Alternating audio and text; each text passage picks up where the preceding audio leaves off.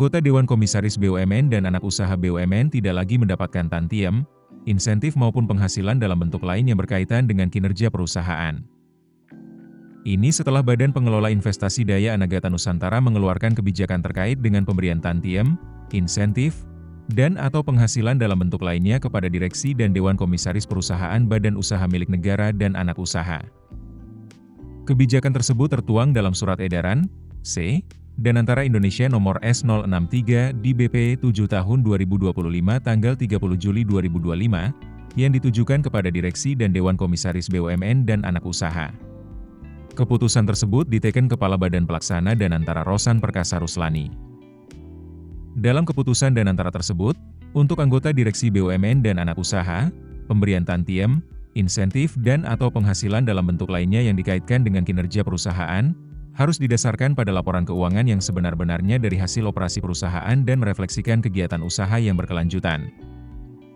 Selain itu, bukan merupakan hasil aktivitas semu pencatatan akuntansi atau laporan keuangan, seperti namun tidak terbatas pada pengakuan pendapatan sebelum waktunya dan atau tidak mencatatkan beban untuk memperbesar laba perusahaan atau financial statement fraud.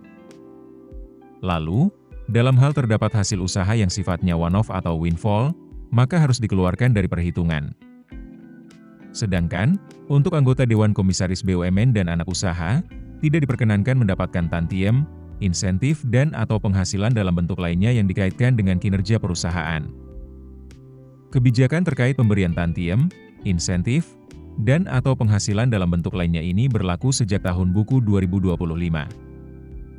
Kebijakan ditetapkan sebagaimana Undang-Undang Nomor 19 Tahun 2003 tentang BUMN, yang beberapa kali diubah dengan terakhir Undang-Undang Nomor 1 Tahun 2025 tentang pengelolaan terhadap BUMN, investasi dividen yang berasal dari BUMN, dan operasional BUMN.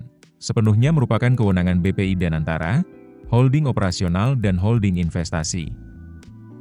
Dan Antara menyebut, kebijakan tersebut ditetapkan dalam rangka menerapkan standar tata kelola perusahaan yang baik yang berlaku di level nasional maupun internasional untuk menjaga kepentingan BUMN dan semua pemangku kepentingan. Keputusan bisnis terbaik datang dari data, bukan tebakan. Mudah berlangganan Business Insight dengan subscribe with Google.